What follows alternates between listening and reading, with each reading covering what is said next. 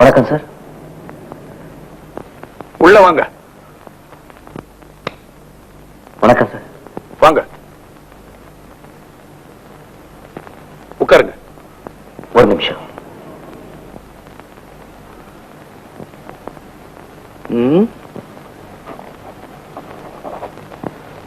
உங்க பேரு?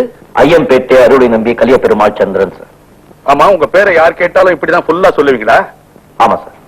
நம்ம பேரை சுருக்கிற உரிமை நமக்கு கிடையாது சார். நாம என்ன நேருவா, அண்ணாவா, டாட்டாவா, பிர்லாவா, அது மக்களா பார்த்து சுருக்கணும்.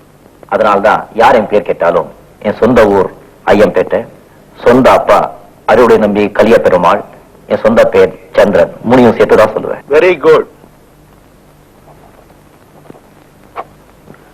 இன்டர்வியூக்கு வந்திருக்கீங்க, பயமுறுத்துற மாதிரி மீசியெல்லாம் வச்சுக்கிட்டு வந்திருக்கீங்களே. Moustache is the mirror of heart.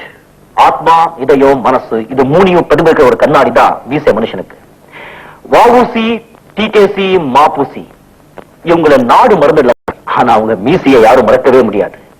மனுஷனுக்கு மீசை எவ்வளவுக்கு பெருசா இருக்குமோ அவ்வளவுக்கு அவன் மனசு சுத்தமா இருக்கும்னு என்னுடைய சின்ன அபிப்பிராயம் சார்.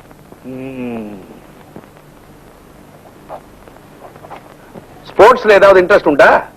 படிக்கிற நேரம் போக டைம் கிடைச்சா அப்பாவும் பர்மிஷன் கொடுத்தா அப்பப்போ விளையாடுவேன் சார். பிளாக் பேர்ல பத்தி ஏதாவது தெரியுமா? பிளாக் பேர்ல் இல்ல சார், நான் ஒயிட் பேர்ல் தான் பார்த்திருக்கேன். நான் சொல்றது உலக புகழ்பெற்ற ஃபுட்பால் பிளேயர் பிளாக் பேர்ல். உலக புகழ மன்னிப்பு சார், நான் கேள்விப்பட்டதில்லை.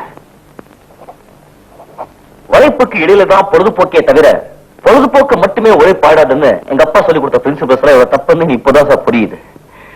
நான் வரேன் சார். உட்காருங்க. வேற என்னென்ன சொல்லி கொடுத்திருக்காரு உங்க அப்பா? சரி விடுங்க சார், போயிட்டு கரெக்டா என்னமோ சொல்லிருக்காரு. எங்க அப்பா சொல்லுவார் சார், முதல்ல நீ ஒரு இந்தியன், அதுக்கப்புறம் தான் தமிழன். ஓஹோ, அதான் கதராட உடுத்திருக்கீங்களா? பொருளாதார அடிப்படையில பார்த்தா நான் போட்டிருக்கிற இந்த கதர் சட்டையால ஒரு இந்தியன் வீட்டுல ஒரு வேலைக்கு அது பெரிய சார். சரி, சட்டையை இவ்வளவு சின்னதா டைட்டா தச்சு போட்டிருக்கீங்களே, பெருசா தாராளமா தச்சு போட்டீங்கன்னா இந்தியன் வீட்டுல 2 வேலைக்கு அடுப்பறியுமே. எத்தனையோ இந்தியர்கள் சத்தியம் இல்லாம இருக்காங்க. உடம்ப மறைக்க துணியை தவிர ரோட பெருக்க இல்ல. அது நாகேஷ் சொல்லிருக்காரு சார். யார் அது நாகேஷ்? நீங்க கேள்விப்பட்டதே இல்லையா? ரொம்ப ஆச்சரியமா இருக்க. ஆச்சரியப்படுற அளவுக்கு யார் அவரு? கிபி 1765 வாழ்ந்த ஒரு பெரிய மகான். அவர் ஓலச்சுடியில நான் இதை படிச்சிருக்கேன். இந்த கம்பெனியில வேலைக்கு சேரணும்னா 2 பெரிய மனுஷாளுங்க சிபாரிசு கடிதம் வேணுமே, வச்சிருக்கீங்களா? சார், நான் படிச்ச படிப்புக்கு இல்லாத வேலை, என் அப்பா பேருக்கு இல்லாத வேலை, என்னுடைய நாணயம் நேர்மை உழைப்புக்கு இல்லாத வேலை 2 பேர் சிபாரிசு மூலமா கிடைக்கிறதுன்னா அந்த வேலை தேவையில்லை சார். நில்லுப்பா. என்ன நேரு மாதிரி உனக்கு பொசுக்கு பொசுக்குன்னு கோவம் வருது? ஐயம்பேட்டை அறிவுட நம்பி கலிய பெருமாள் சந்திரா, இந்த சின்ன வயசுல இவ்வளவு பெரிய கொள்கைகளை வச்சுக்கிட்டு கேட்ட கேள்விக்கெல்லாம் யாருக்கும் பயப்படாம டான் டான்னு பதில் சொல்றியப்பா. உன்னை எனக்கு ரொம்ப பிடிச்சிருக்கு. உட்கார். Take your seat. இல்ல சார், உலகத்துல உன்னை விட பெரியவன் யாரும் இல்ல, அதனாலே நீ யாருக்கும் பயப்படாதே. அதே மாதிரி உன்னை விட சின்னவன் யாரும் இல்ல, அதனாலே நீ யாரையும் தாழ்வ நினைக்காதே. இது எங்க அப்பா எனக்கு சொல்லி கொடுத்த பாடம் சார். இதான் எனக்கு வேற வாக்கு. பாருப்பா, உடம்பெல்லாம் புல்லரிச்சு போச்சு. யாரு உங்க அப்பா? வடகோட்டை கண்டியிலே காந்தி உப்பு சத்தியாகிரகம் சொன்ன உடனே தெங்கோடி தூத்துக்குடியிலே சட்டிப்பானை எடுத்துக்கிட்டு சமுத்திரத்தை நோக்கி நடந்தாரே ஒரு பெரிய மகான்.